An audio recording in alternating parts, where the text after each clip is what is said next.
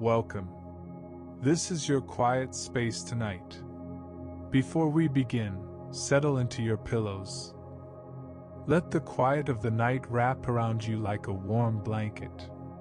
Breathe in slowly and breathe out gently. Let the day fall away. In this peaceful moment, I will take you into a gentle old tale. A story collected long ago by the Brothers Grimm. A story full of kindness, quiet magic, and warm Christmas light.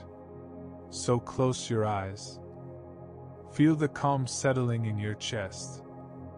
And allow yourself to drift with me into a little snowy town, where a humble shoemaker, his loving wife, and two tiny midnight visitors wait to whisper their story to you. Let us enter into the world of the Elves and the Shoemaker.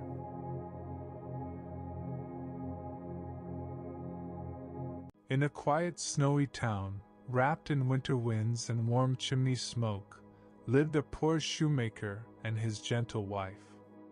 Their home was small, their shop even smaller, just a single wooden table, a squeaky stool, and a lamp that flickered whenever the wind pressed against the windows. Life had not been kind to them lately. No matter how hard the shoemaker worked, their savings grew thinner and thinner, like old cloth worn by time. One cold evening, the shoemaker counted the last of his coins, so few that they barely covered his palm. "This is all," he whispered, and his voice trembled. "Enough leather for only one last pair of shoes." His wife gently placed her hand on his shoulder. "Do not lose hope," she said softly. "Make this pair with your whole heart. Perhaps doors will open." The shoemaker nodded, though worry clung to his chest. He cut the leather carefully, placed the pieces neatly on the table, and decided to stitch them the next morning. With a sigh, he blew out the lamp and went to bed. But when dawn stretched across the sky and the shoemaker stepped into his workshop, he stopped in astonishment. The shoes were complete. They were perfect, every stitch as fine as a silver thread, every seam smooth, every curve flawless. He had never seen such craftsmanship in his life. Before he could gather his thoughts, the shop door opened. A wealthy merchant walked in, his eyes widening at the sight of the shoes. "These are extraordinary!" he exclaimed. "I must have them." He paid a price much higher than usual, enough to buy leather for 2 pairs of shoes. That night the shoemaker cut leather for 2 pairs, left the pieces on the table, and quietly went to sleep hoping for some magic again. The morning came and 2 pairs of finished shoes waited for him, more beautiful, more perfect than before. Word spread like sunlight through the town. People whispered about the shoemaker whose shoes felt like they were made of magic. Soon, his tiny shop that once stood lonely on the corner became a place where people lined up early in the morning.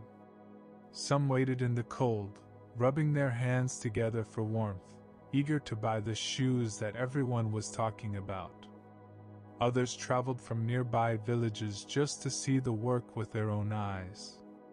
His wife watched in joy as customers filled their shop. She finally bought herself a warm shawl, soft, thick, and bright with color, something she had not owned for years. She decorated their once dull home with fresh curtains, a new carpet, and a sturdier table. Their kitchen filled with the smell of good food again. The cupboards were no longer empty. The shoemaker too bought a fine new coat, warm enough for winter, with pockets deep enough to hold his tools. He replaced the old, cracked wooden stool with a strong new one, polished and comfortable. Their home, which once looked weary and tired, now glowed with life, clean, warm, and welcoming. Weeks passed, then months. And every night, no matter how much leather the shoemaker cut, it got stitched into the most perfect shoes before sunrise. The shoemaker became one of the wealthiest craftsmen in the region. His shoes were treasured by all, from simple villagers to rich merchants. His name became known far beyond his small town. One evening, close to Christmas, the shoemaker said to his wife, "We must discover who helps us. These blessings. We must understand and know them." So the two of them lit a small candle, hid behind a curtain, and waited. At midnight the door creaked open. Two tiny elves slipped inside, dressed in torn, thin scraps of cloth, their feet bare, their hair messy, their laughter soft and bright. They climbed onto the table and began to work, tiny hands moving quickly, stitching, cutting, hammering, polishing. The shoemaker and his wife watched with wide eyes. The elves looked so happy in their work, yet so poorly dressed, so cold on the icy floor. When the elves finished and danced away into the night, the shoemaker's wife whispered, "They have helped us through our darkest days. Now we must help them." The next day, she gathered soft wool, colorful cloth, and tiny buttons. With love in every stitch, she sewed shirts, trousers, coats, and warm stockings, just the right size for the elves. The shoemaker crafted 2 tiny pairs of shoes, finer than any he had ever made, shining like polished honey, with perfect little soles. On Christmas Eve, they placed the tiny clothes and shoes on the table. "That is our gift," the shoemaker said gently. "And our thank you," his wife added softly. "And it will set them free," she whispered. The shoemaker nodded. "Yes. They came because we needed them. We do not need help anymore. They can go where they are most needed now." And when at midnight the elves slipped into the workshop on Christmas Eve, their little eyes sparkled the moment they saw the gifts waiting for them.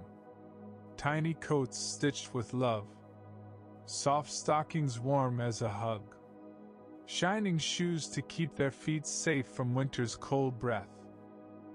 For a heartbeat, the elves stood still, as if they could not believe that someone had thought of them.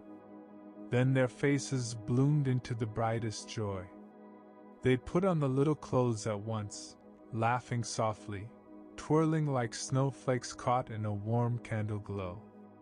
They danced on the table, tapping their tiny shoes, touching the curtains, tracing the wooden shelves, as if saying goodbye to every corner that had once held their quiet midnight laughter.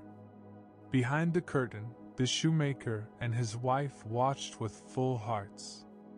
The shoemaker whispered, "Look, they are happy," and his wife smiled through gentle tears. "Yes. And now, they are free." The elves bowed deeply, their little hands pressed to their tiny hearts, a farewell filled with gratitude. Then they slipped out into the winter night, hand in hand, their new clothes glimmering under the moonlight. The door closed softly behind them. They never came back.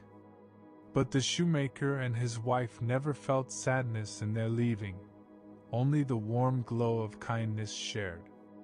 Because some helpers come only when the night is darkest, and leave gently when the morning finally finds you.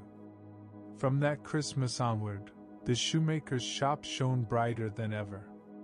His home stayed warm, full of laughter, full of comfort.